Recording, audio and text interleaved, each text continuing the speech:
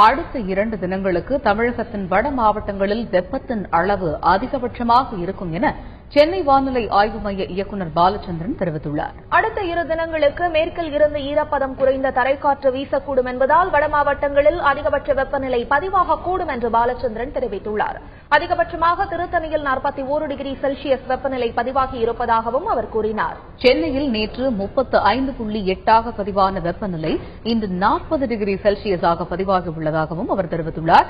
அடுத்த 2 தினங்களில் 2 அல்லது 3 டிகிரி செல்சியஸ் அதிகமாக பதிவாகும் என்றும் பாலச்சந்திரன் எச்சரிக்கை விடுத்துள்ளார்.